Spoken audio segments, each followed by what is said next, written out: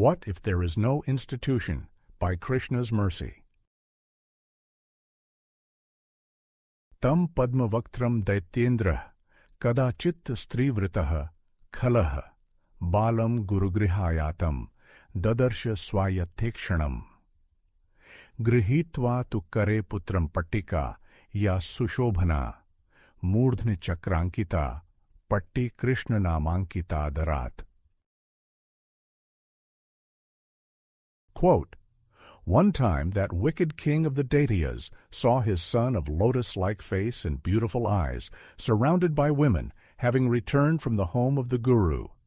In his hand, that boy was holding a slate, which had the mark of a chakra at the top, and the name of Krishna, written with great adoration.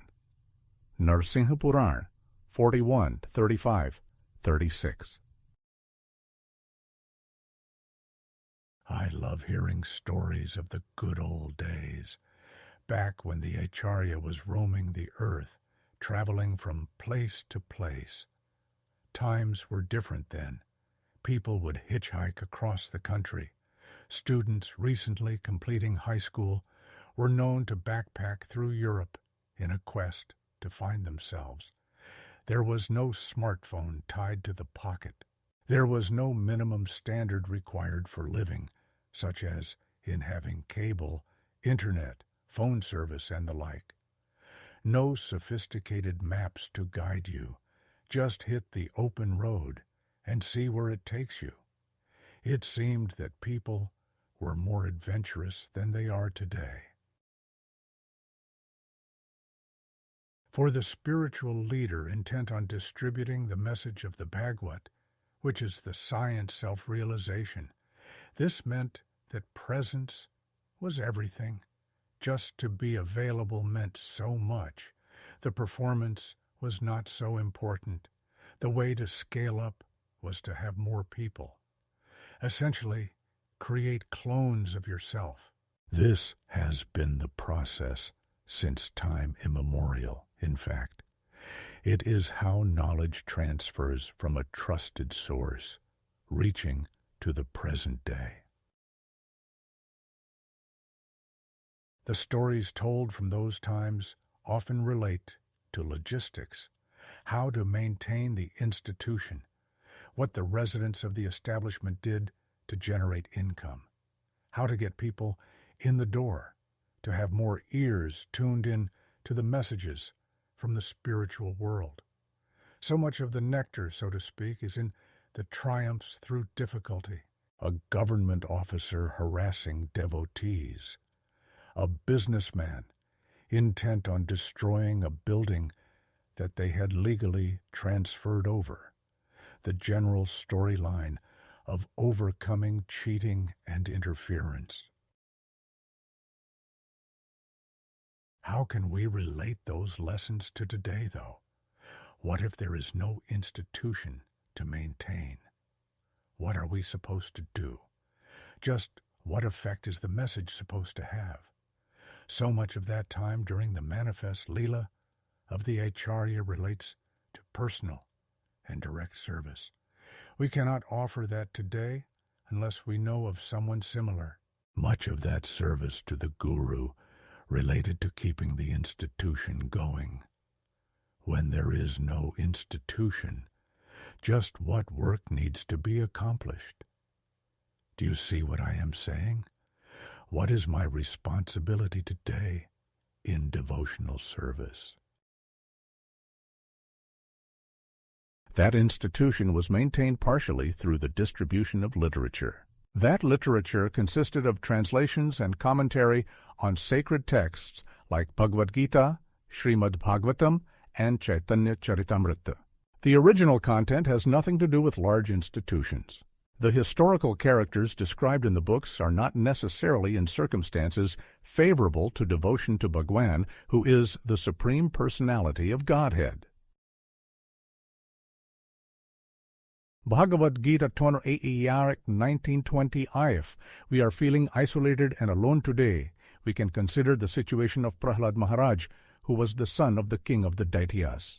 The business during that time was to maintain the kingdom. Prahlad should be taught in such a way that he could keep the powerful position of that race of living beings. Hiranyakashipu was the leader at the time. The family business happened to be the government business. Prahlad had a different inclination. He was so inclined since the time of birth. He developed that inclination prior to birth.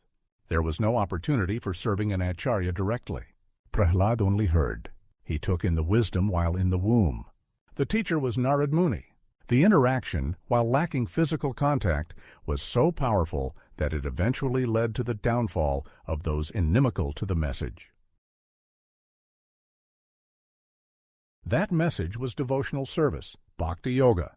Prahlad was already an expert, such that he could instruct others. He could teach the other students in school during lunchtime and recess. Prahlad could counter the innocent questions of the father with words stressing the urgency of perfecting the human birth. The individual should start on that path to perfection as soon as possible. As soon as they learn of the path that there is a way different from what all others are following, they should be eager to take the chance.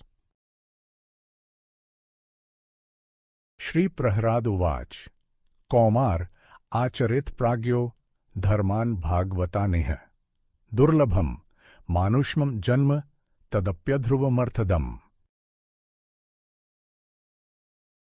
Quote, Prahlad Maharaj said, "One who is sufficiently intelligent should use the human form of body from the very beginning of life. In other words, from the tender age of childhood to practice the activities of devotional service, giving up all other engagements. The human body is most rarely achieved, and although temporary like other bodies, it is meaningful because in human life one can perform devotional service. Even a slight amount of sincere devotional service can give one complete perfection." Srimad Bhagavatam 7.6.1. The original question eventually falls on priority. Is it more important to maintain the institution or assimilate the knowledge passed along by the institution? Both are important, but we see that the knowledge has the potential to transcend any situation. The knowledge Prahlad received helped him navigate a situation where the institution was actually against self-interest, svartha. The institution wanted Prahlad to become a life member to push on the message of sense gratification. The leader was already suffering from the condition known as ajit endriya, so he could not possibly see clearly. Saitam nirjita kube krad vishayan priyan, yathopajosham bhunjano nathrpyada jitendriya. Quote, in spite of achieving the power to control in all directions and in spite of enjoying all types of dear sense gratification as much as possible, Hiranyakashipu was dissatisfied because instead of controlling his senses, he remained their servant. Srimad Bhagavatam 7.4.19.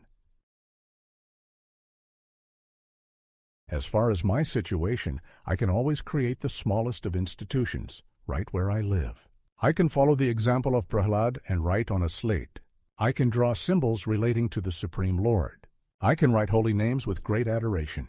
I can also chant those same names, phrased with beautiful melodies, synchronized to enchanting rhythms.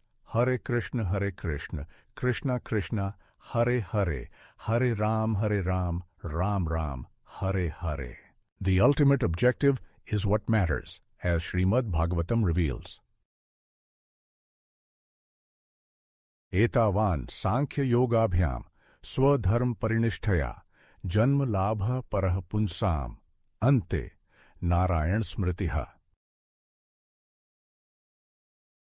Quote, the highest perfection of human life, achieved either by complete knowledge of matter and spirit, by practice of mystic powers, or by perfect discharge of occupational duty, is to remember the personality of Godhead at the end of life. Srimad Bhagavatam 2.1.6. In closing, whether institution or not, this chance now I've got, rather than to squander, and in rebirth to wander. Prahlad, only with a slate in hand, heard perfectly to understand. the purpose and mission in life, success even amidst sabotage and strife.